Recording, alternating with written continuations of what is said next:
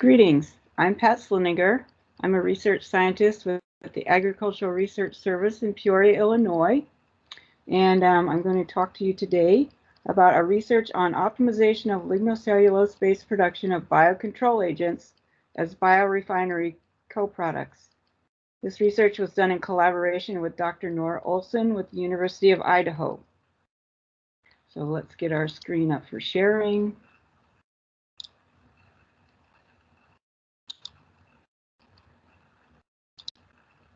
Okay, so Fusarium dry rot is one of many fungal diseases that infect potatoes in storage, and it causes greater losses than any other post-harvest disease during storage and transit. The fungicide thiabendazole was once used for control, but 80% of Fusarium pathogens are now resistant, and TVZ is no longer effective. Natural biological control agents have promise as alternative pest control agents. ARS scientists isolated Pseudomonas fluorescens strains from disease-suppressive field soil and potato samples. These beneficial bacteria colonize wounds and exclude pathogens using competition and antibiosis. And they offer multiple control mechanisms less susceptible to pathogen resistance than traditional chemicals. Top Pseudomonas strains offer a broad control spectrum when used in combination. Together, they can control multiple diseases, including dry rot, late blight, pink rot, and recently found Pythium leak. Additionally, they can produce indole compounds that can contribute to sprout suppression as well. As a result of this, we have produced our top agents as a triculture. Tricultures are more consistently efficacious than the corresponding blends of pure cultures.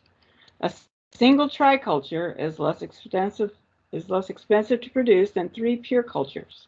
And we can enumerate all 3 strains using selective plating media with tetrazolium red indicator. And tricultures optimized on synthetic media produce consistent, balanced populations.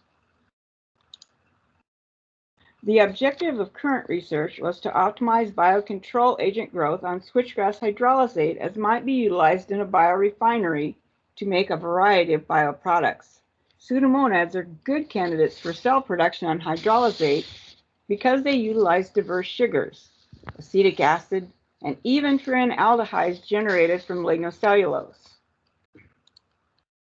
The switchgrass hydrolysis flow diagram depicts the production of 3 different sugar streams.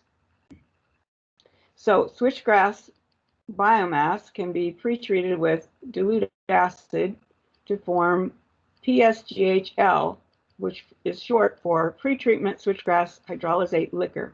This is a xylose-rich liquor that has a high content of furfural, 54 millimolar. The leftover cellulose fiber solids can then be enzyme saccharified in a separate stream to form SGHC, switchgrass hydrolysate of cellulose fiber. That's the long name. And it is enriched in glucose, and it has less furfural, so it's less toxic. And then the third liquor that we looked at was switchgrass biomass, pretreated with dilute acid, then enzyme saccharified to form a switchgrass hydrolysate, which we short form call SGH. And this has a even balance of glucose and xylose, about 70 to 50 ratio, and it has a fairly significant furfural of 35.7 millimolar on average, which is not as toxic as the PSGHL, but nearly so. So note that strains were screened on various dilution hydrolysate strains. And so this slide indicates the relationship between the sugar content and the accompanying acetic acid and furan inhibitors for the hydrolysate. This shows the SGH example. Bacterial cultivations were via biolector to screen numerous initial conditions, and later in flask to focus on optimizing key conditions. And then finally, in fermenters were applied when pH, and dissolved oxygen control were appropriate to hone in on final optima. We first surveyed the performance of the 3 strains in pure culture on the 3 different hydrolysate types at various sugar strengths from 10 to 40 gram per liter in comparison to a synthetic medium control SDCL, shown in purple. This slide shows results up to 30 gram per liter initial sugar. Across all strains and hydrolysate types, a significant decline in growth kinetics is seen as initial sugar was increased above 10 gram per liter. Biomass yield and specific growth rate declined, and the cell production rate decreased as sugar increased. However, the robustness in each hydrolysate type appeared to be strain dependent. An osmotic effect of sugar is indicated since strain growth on the control SDCL without inhibitors shows similar rate losses with increasing sugar as does growth on hydrolysates. Biomass yields were more robust to increasing sugars on the SDCL control medium than they were on hydrolysates. This is likely due to the hydrolysates having inhibitors and stronger pH shifts. Viable cells declined with hydrolysate sugar concentration, although SDCL cultures did not appear to decline as strongly, indicating the likely impact of inhibitors present in the hydrolysates on cell viability. Diverse sugars and inhibitors were consumed by all 3 Pseudomonas strains tested. Additionally, pH typically becomes increasingly acidic with time and sugar concentration. This is a key issue in hydrolysates since the optimal range for the genus is known to be pH 8. Next, hydrolysate types were screened for ability to protect potatoes from disease infection. Wounded potatoes were co-inoculated with pathogen and biocontrol treatments, then incubated and assessed for disease development after 3 to 4 weeks at suberization temperature, which promotes skin healing.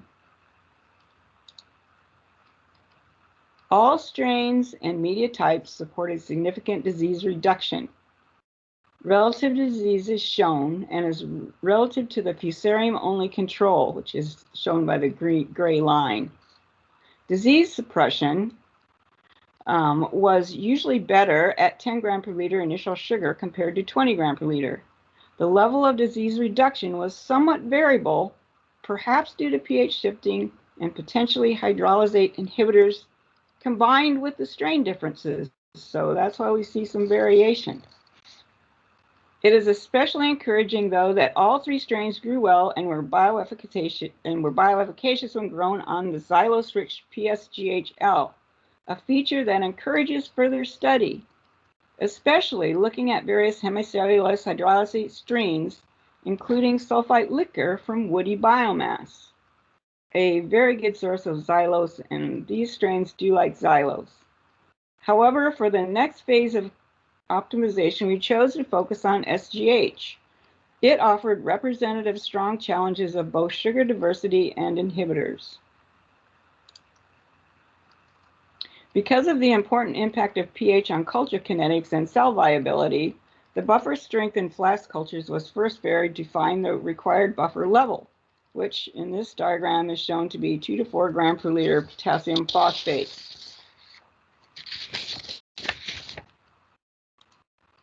Next, the impact of sugar by strain was again studied in 2 gram per liter phosphate buffered SGH hydrolysate. Optimal biomass and cell yields developed by 24 to 36 hours for the strains P12 and TO4. But for the 3rd strain, YO5, viable yield peaked a little later in the 36 to 48 hour range. The corresponding pH range occurring was, in all cases, 6 to 8. Fermenters controlled at pH 7 were next done in duplicate for each strain and at 10 and 15 gram per liter sugars. Complete sugar utilization and conversion to viable cells was seen for both sugar levels supplied. Arabinose, acetic acid, and furan inhibitors were consumed within 24 hours. Xylose was consumed in 30 to 40 hours. And for all strains, the cell production rate, the cell mass, and viable cell yields were somewhat better at the 10 gram per liter sugar level. This may indicate a combination of inhibitor and sugar osmotic effects at the higher 15 gram per liter sugar level. But neither viable cell yield nor the rate of viable cell production was very sensitive to sugar concentration in the 10 to 15 gram per liter range. So next, a 10-point simplex centroid design was used to search for the optimal inoculum ratio of strain populations that would support balanced triculture growth. So this diagram shows the various ratios of populations in the different treatments we tested. Time courses of the 10 inoculation ratios tested were monitored using selective plating media to enumerate each strain population. The optimal inoculum ratio, circled in green, was readily determined considering rate of growth, stability of stationary populations, and the occurrence of similar cell concentrations of each strain. The optimal triculture inoculum ratio, allowing balanced strain composition during the time course of growth, is shown to have optimal total cell number and composition at 30 hours. Cells are produced using the optimal triculture conditions, and then they were subjected to drying onto a carrier for storage, as would be done in a commercial situation. The rehydrated cells were then tested for bioefficacy in the lab, with 10 potatoes per treatment, and then later under small pilot conditions with 80 potatoes per treatment, mimicking a commercial storage. The triculture treatments grown on either synthetic SDCL or SGH medium in the absence of any fungicide supplementation are observed to allow significant disease reduction, as shown in this graph, looking at the circled portion of the graph. And so at the smaller lab scale, SGH grown cells showed significantly better bioefficacy than the synthetic SDCL media grown cells.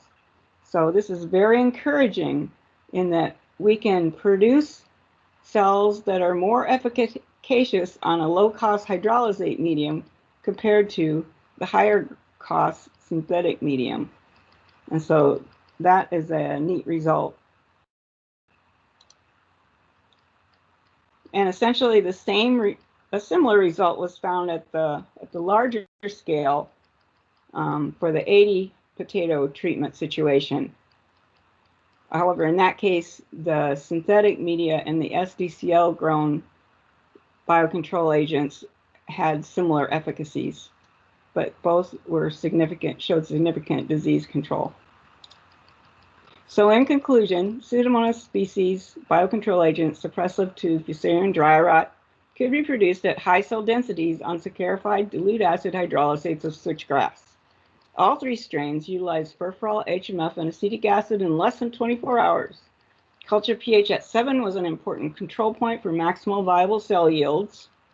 All strains utilized the diverse sugars present in hydrolysates, including glucose, xylose, and arabinose, to achieve viable cell yields equivalent to or greater than those achieved on synthetic SDCL medium. Kinetic data indicated hydrolysate media with greater than 10 to 15 gram per liter sugar had deleterious osmotic and/or inhibitor effects.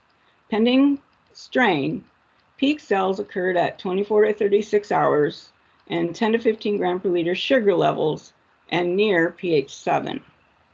Using optimized triculture production, switchgrass hydrolysate medium could support biocontrol agent treatments with equivalent or better disease suppression compared with the synthetic production medium. So thank you for listening, and thank you to our ARS State Partnership Potato Research Program for helping to fund our research.